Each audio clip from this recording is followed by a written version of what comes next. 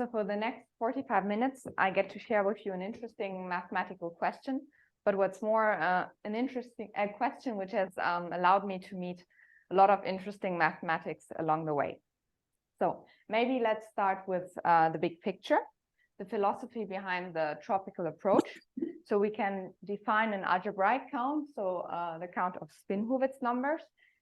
As in a numerative problem, it's very much in— Here, I'm going to move upstairs. What, upstairs?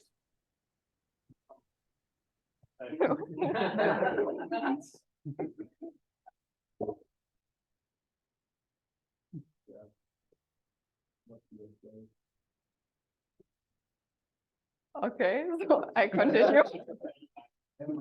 So it's an enumerative problem, very much in the spirit of well-known problems such as the count of Hurwitz numbers, which asks how many maps can I find between two Riemann surfaces that satisfy certain conditions.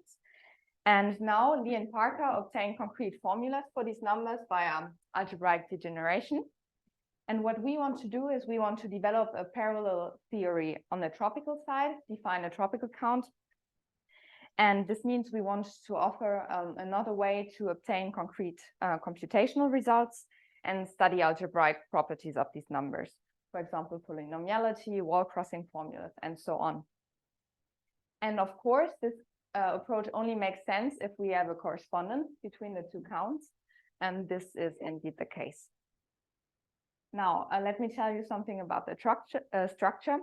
So first, I want to spend some time on to introduce everything algebraic, Hurwitz theory, theta characteristics, all the tools we need, and then address the question of how to cross over to the tropical world. But good stories always start with a mystery, and this is a good story, so it has to start with a mystery. At the end of the 19th century, Hurwitz is just about to introduce one of his most famous questions.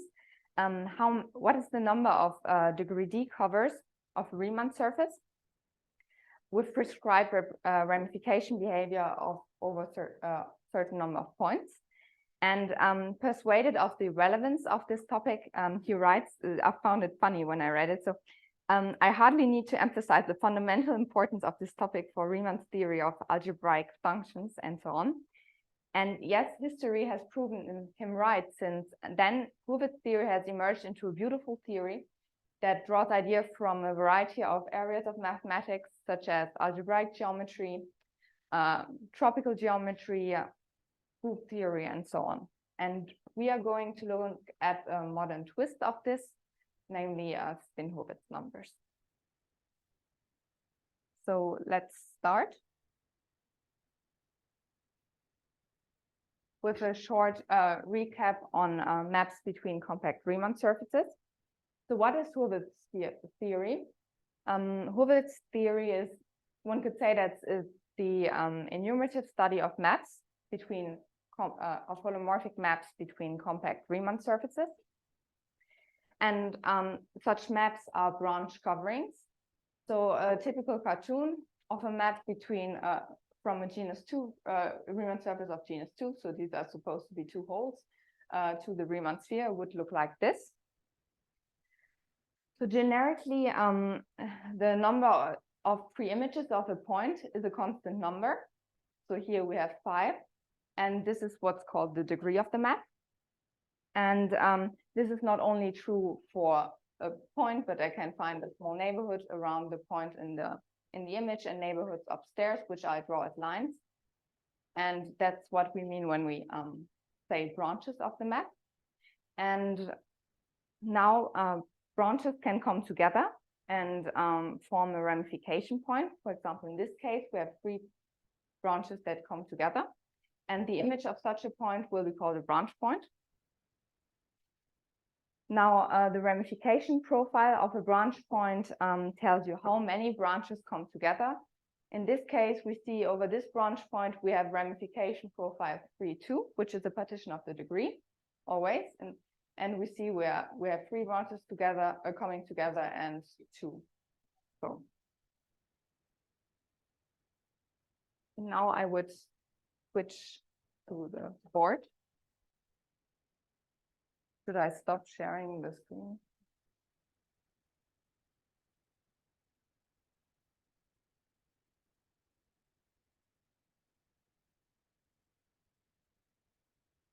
should I start here? Yeah. So now we can introduce the, or should I start here? Okay. Now we can introduce the enumerative problem. So we start by fixing some discrete data.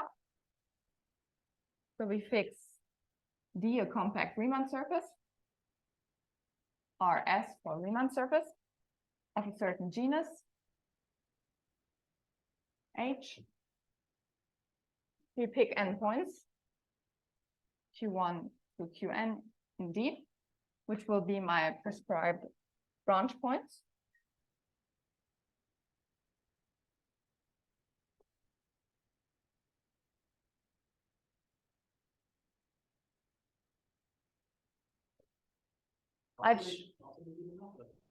Den brauche ich nachher noch, aber nicht sofort. Okay. A natural number, D, which will be the prescribed degree.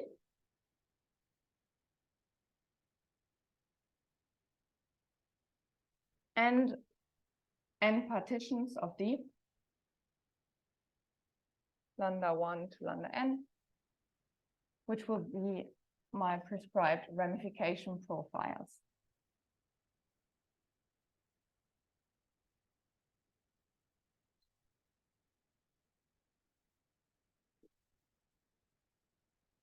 Now the Hurwitz number for this discrete data is denoted as follows.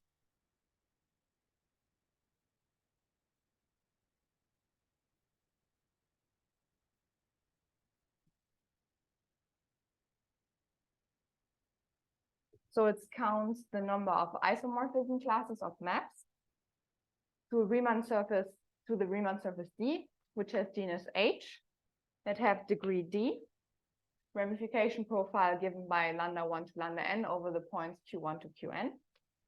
And it counts them weighted by the size of their automorphism group.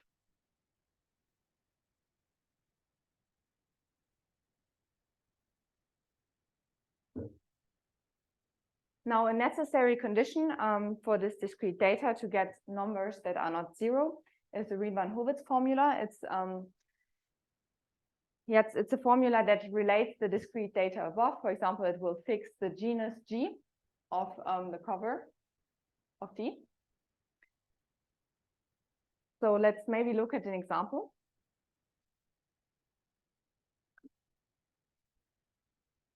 So is the number always an integer? No. Can be. We will see example where it's a rational number. So let's look at an example. For example, we have D. We take the Riemann sphere. Any natural number. Two partitions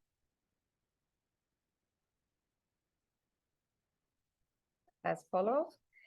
And now one can show that there exists one isomorphism class of maps that are fully ramified over 2 points that map to P1. And it's a representative is given by this in coordinates.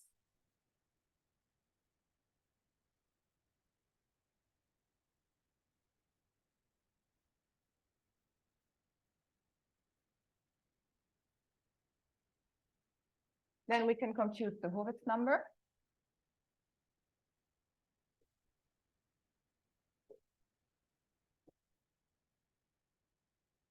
Which is just, since we have one map, we have just to compute the automorphism group of F. And this is isomorphic to the group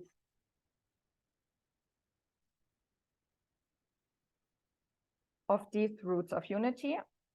So alpha such that alpha to the power of D is equal to 1. So the Hurwitz number will be 1 over D.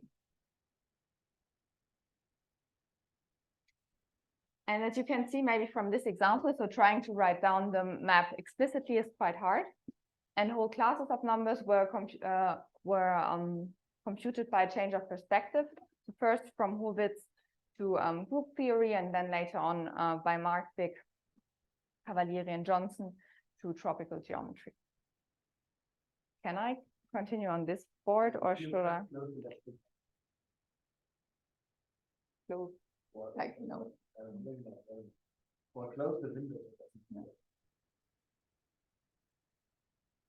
No, I could just leave the meeting. Yeah, but you will leave it again. Yeah. Let's escape this window. Yeah. Yes.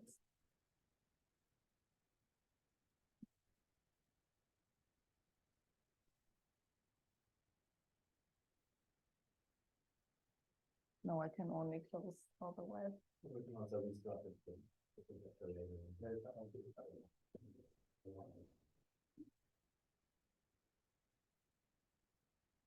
Or I can clean the board.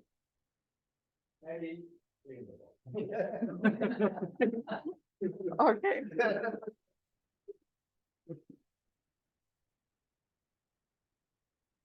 Oh. So spin Hurwitz numbers are quite similar. So still we have it's still a weighted count of ramified covers. But now the subtle difference lies in the fact that we want to count maps together with a certain sign, which depends on the map P of F. This I need to clean.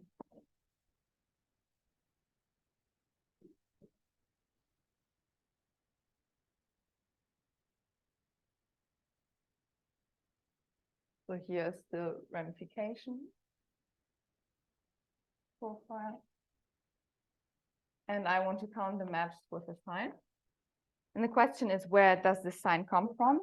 So now I really need to clean the board.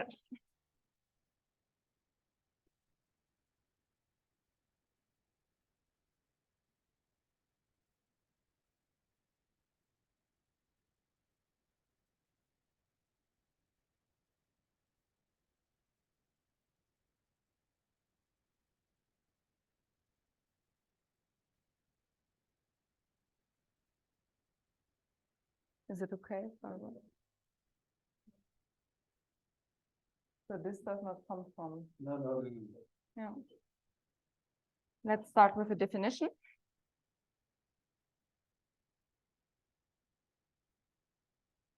We take a smooth curve C of genus G.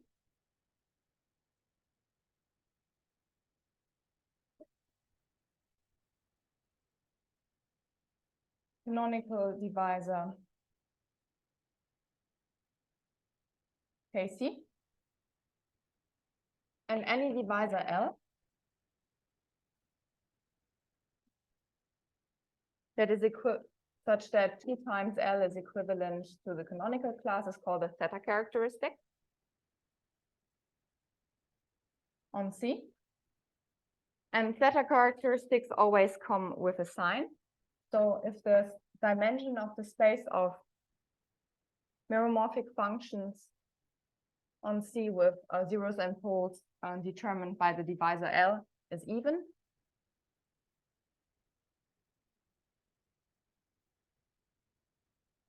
then L is called an even theta characteristic.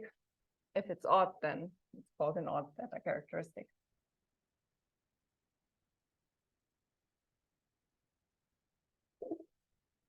An example again on P1. We know that the canonical divisor is given of C by -2 times a point. And now a theta characteristic would look, is given by the divisor L equal to -p. And this is odd since the dimension of the space is equal to 0. Of course, the degree of the divisor is negative. So now,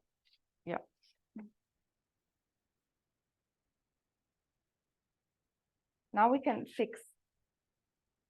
So to get someone to the sign in the count above, we fix in addition to a compact Riemann surface also a theta characteristic on D.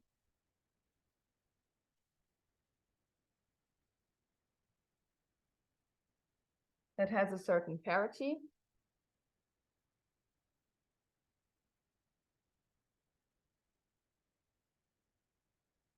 Mod 2, if one can read this. And in addition, I require my ramification profiles, partitions of the degree, to be odd, why we will see in just a moment. And now we can associate to a function Hurwitz of cover F that satisfies this discrete data, a theta characteristic, and we will get the sign with which we want to count. What does it mean for the partition to be odd? All numbers? All numbers are odd, yeah, all.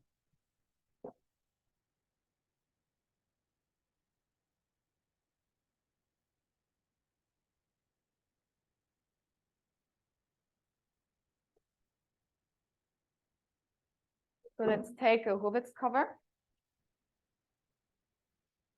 Only having 2 boards is quite difficult. So let's take a Hurwitz cover F that satisfies the discrete data.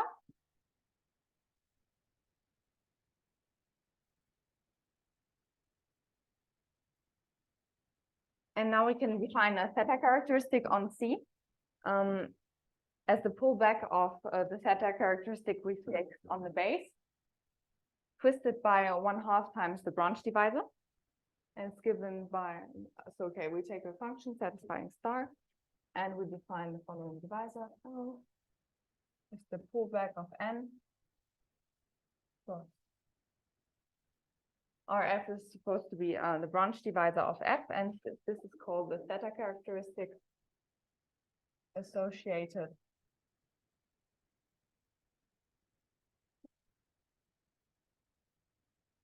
to f and n. And the sign with which we want to count f is then the parity of LF.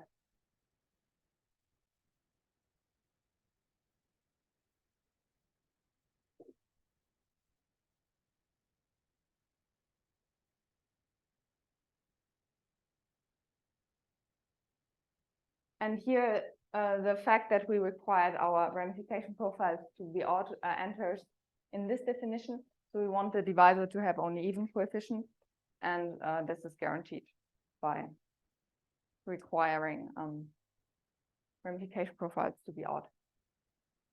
Now, the spin Hurwitz number is denoted as follows. Oh, yeah, but well, now I'll just write into this count. So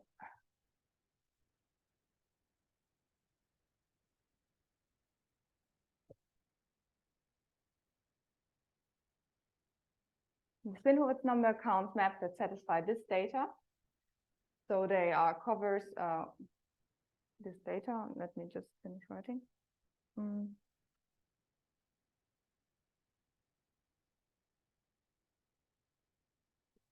Count the number of isomorphism classes of Hurwitz covers that satisfy this data together with a sign given by the pullback of the theta characteristic.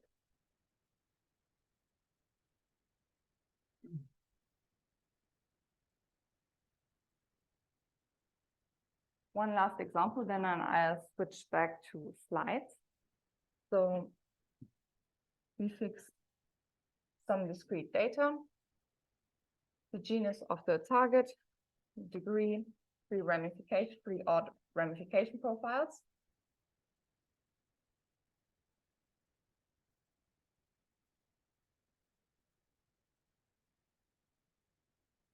And now let F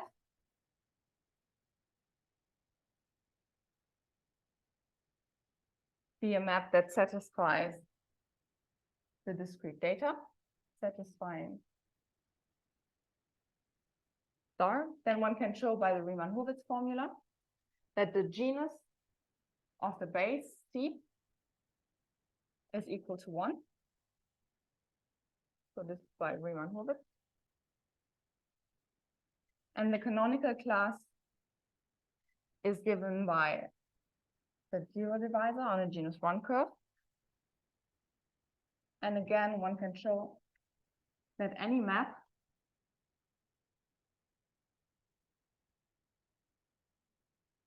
has parity 1.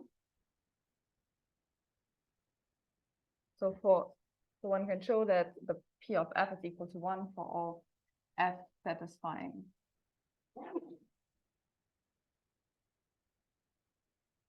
this data, and hence we get that the spin Hurwitz number in this case is the following.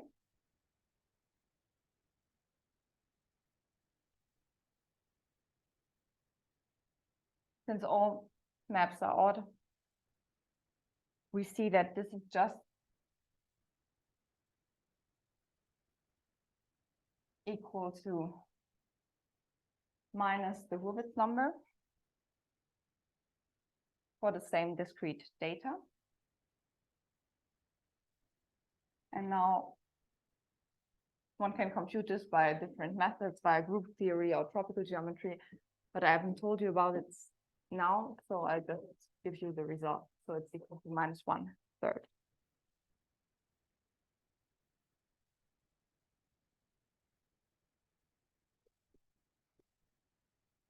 Switching back to slides.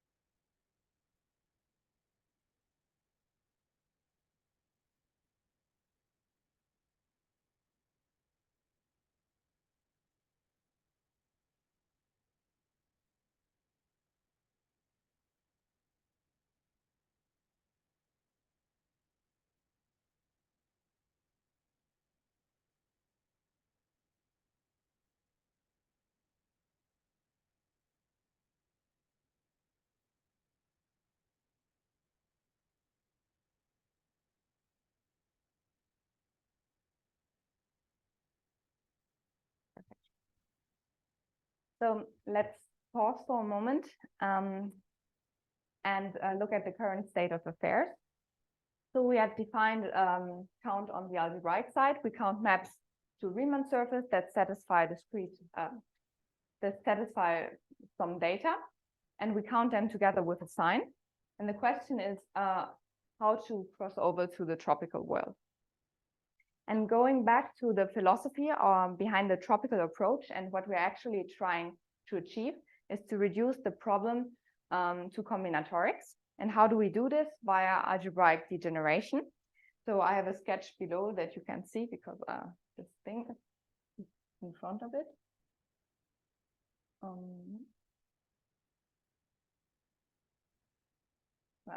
So I have a sketch below. So we want to simultaneously degenerate base and cover, meaning we want to consider holomorphic maps between families of curves such that the general fiber is smooth. And the special fiber consists of nodal curves and the map between them given by a tuple of maps that satisfy simpler data. And they glue together well. This means they are required to satisfy the kissing condition above the node, meaning the ramification profiles must match here. And now, how do we tropicalize? By taking dual graphs. So for each irreducible component, draw a vertex. To each node, associate an edge. And we draw additional ends for marked points. And we take the obvious maps between dual graphs. And of course, more than one map will have the same map, will have the same dual graph. But if we want to count maps between dual graphs instead, then we need to do so with a certain multiplicity. And that is usually the hard part. Switching slide.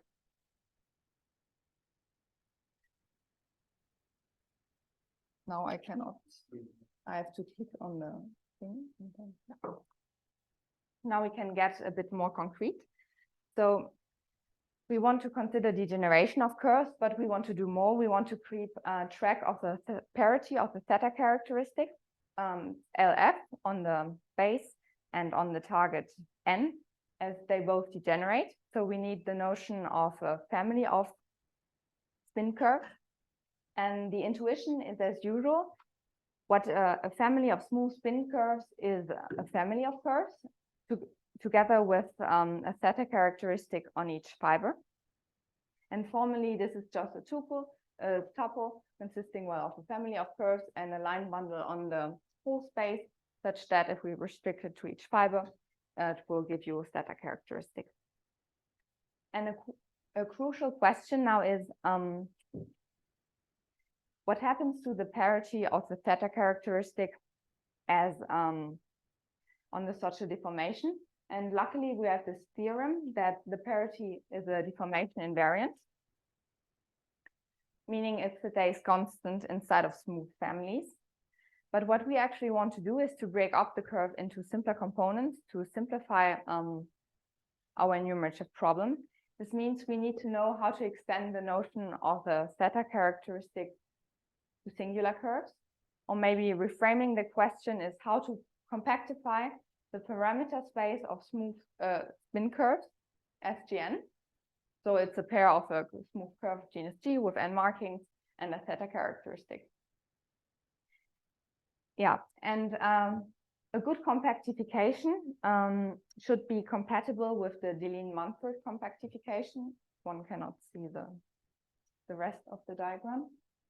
Should be compatible with the Deligne-Mumford compactification in the following sense.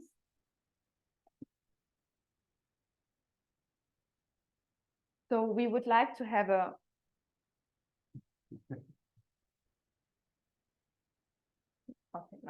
So we would like to have a morphism P bar that makes the whole diagram commute. Here it's just the forgetful map that maps a spin curve to the underlying curve, forgets about the theta characteristic, and we would like to have such a commutative diagram.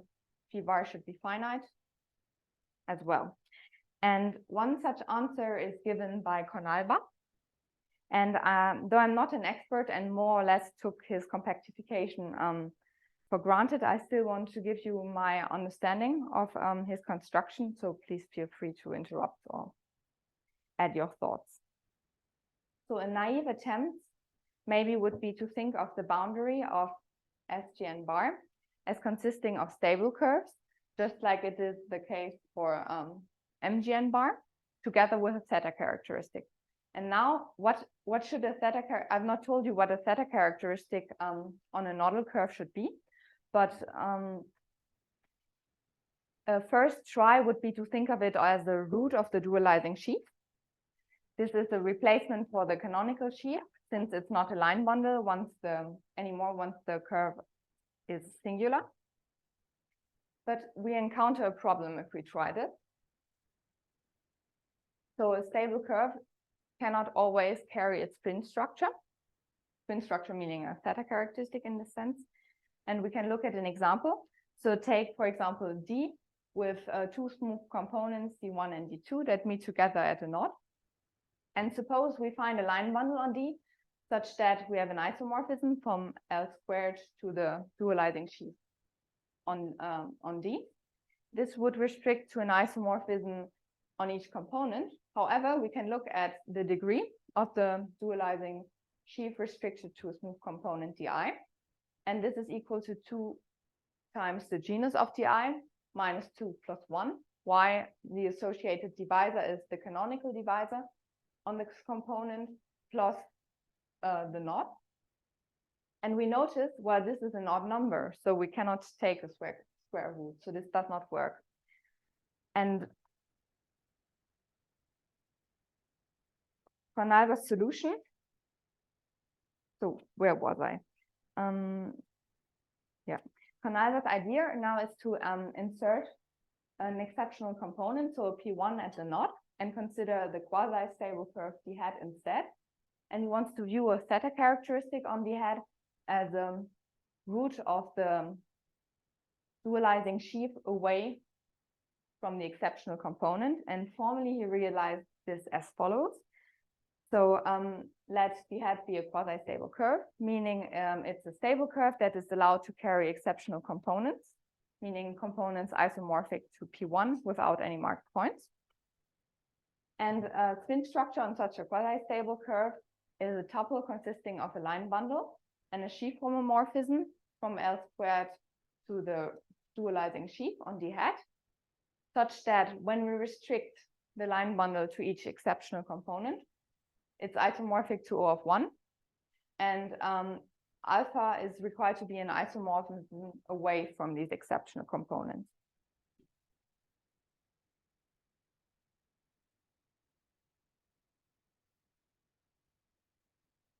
So what would a spin structure on the curve from before? If we insert an exceptional component at the node B, it will be given by the following data. We have a line bundle on each irreducible component. So D1, a line bundle on E, we know how it's supposed to look like. It's supposed to be isomorphic to O of 1. And we have a line bundle on D2. And it turns out that L on D1 and L on D2 are in fact really theta characteristics. Why? Since we required alpha to be an isomorphism away from the exceptional component.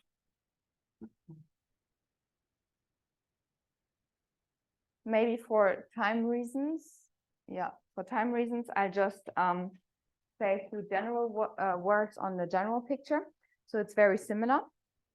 Asking what spin curves live over a stable curve requires you to insert exceptional components at a subset of knots. And spin structure on such a curve will be given by a collection of line bundles on each component, such that it restricts to O of 1 on each exceptional component and will be a root of the dualizing sheaf else. If you look at the cover, this will also be of the same type.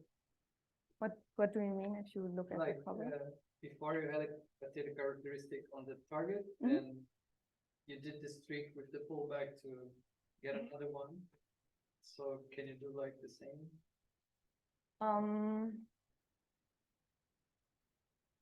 You mean pull back spin structures? I guess, but I don't know.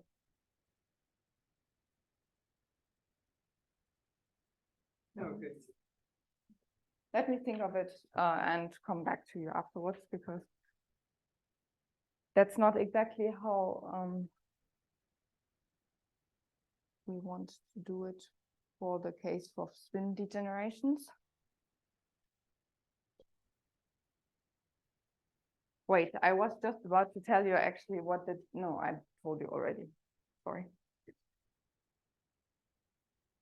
Now,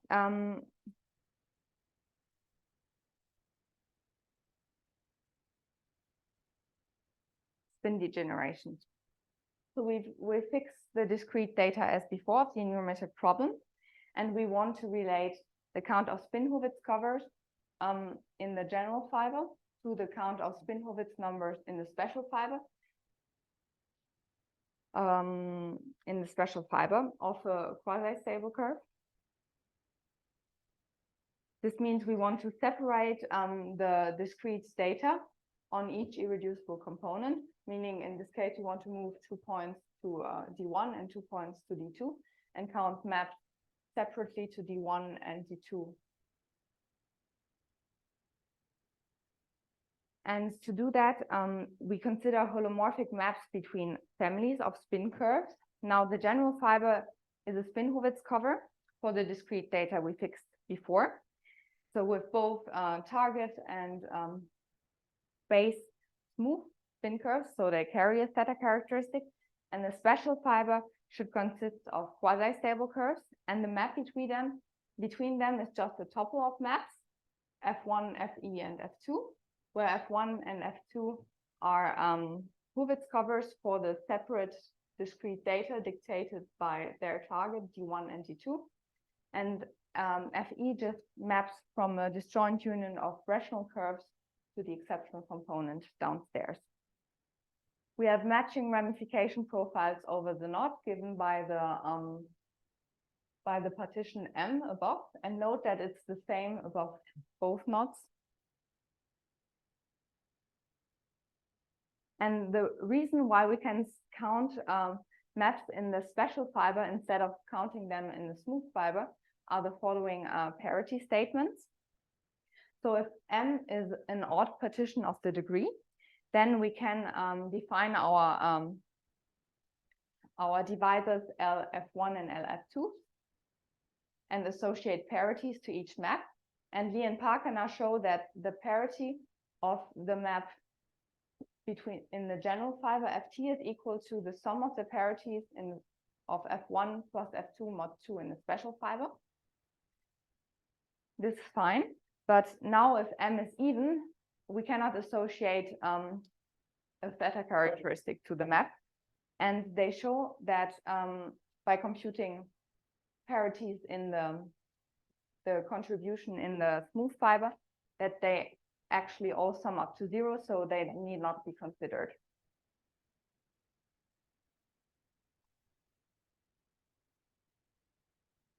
So this was my question actually, like, because I thought that when you define P of F, the first case, you took a theta characteristic, then you define this theta characteristic on the target by taking the pullback and summing with the ramification divisor divided by 2. Right. I was wondering if you're going to do the same thing here, but apparently you kind of don't have to. You just look at the. I'm not sure. I would have to look in their construction again. But maybe they. But it's on YouTube. That's the point. Yeah, but they define, in fact, a spin structure on the whole family, and I guess they pull it back. But I would have to look again because I'm not sure.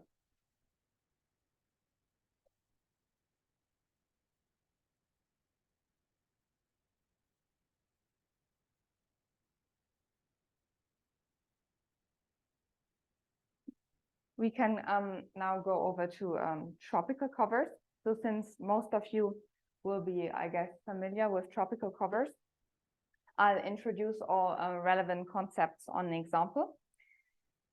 So given two abstract tropical curves, gamma and B, metric graphs that have in addition a genus function, then we say that gamma is a cover of B if we can find a surjective map pi from gamma to B, such that if we pi is locally affine integer linear, meaning if we restrict it to an edge, the slope is given by an integer.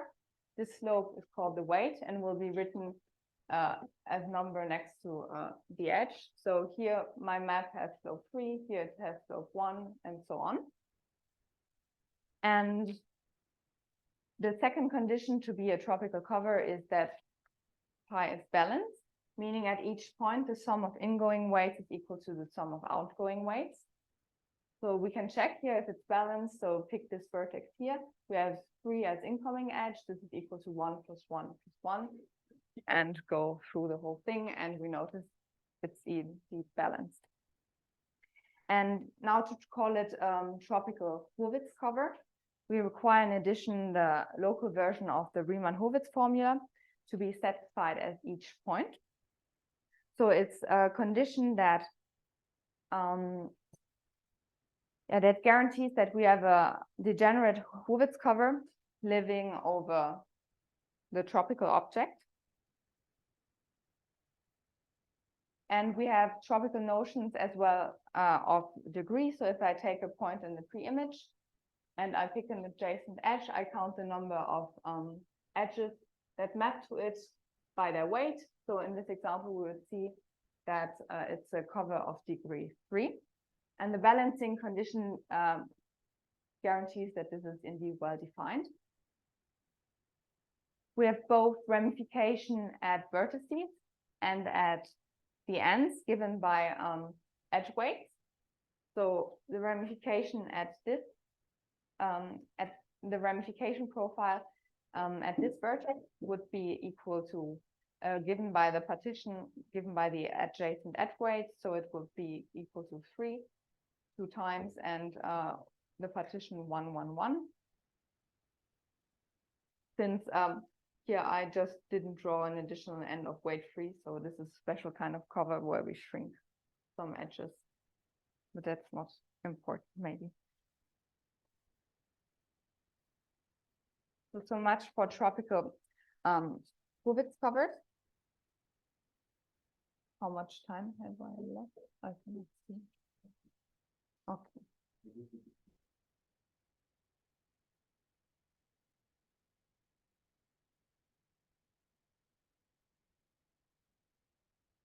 So for the case of today, I'll restrict to the case that the theta characteristic on the target is even.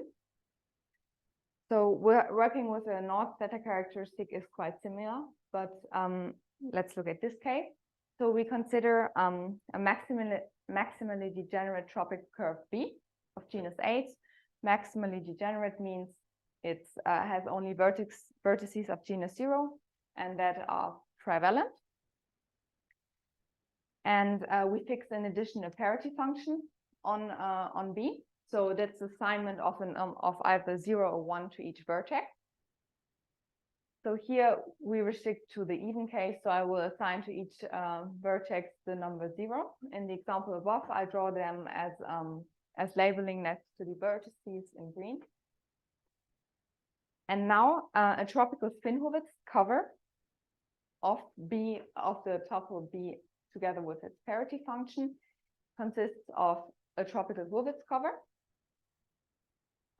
such that gamma has only odd edge weights together with an admissible parity function on the vertices.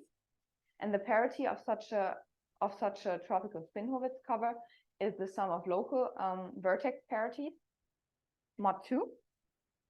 And now the question is, what does admissible mean?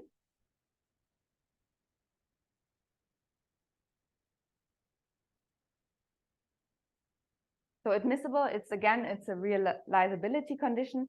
It guarantees that we have a degenerate spin-Hurwitz cover that lives over our tropical curve.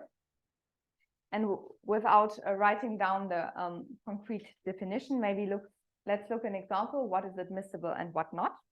So consider, for example, this tropical Hurwitz cover. The function here S on gamma is not admissible. Why? Since we have here, this is the genus 0 vertex, which will be dual to a P1. And P1, as we have just seen, has only odd theta characteristic, only even theta characteristic, sorry. And hence, we would not allow to have, a 1 associated to this vertex. So it's not admissible. The second example gives you an admissible parity function on gamma, and we can compute the parity of this cover just by summing up the local parities, and we see, well, it's an even spin-Hurwitz cover.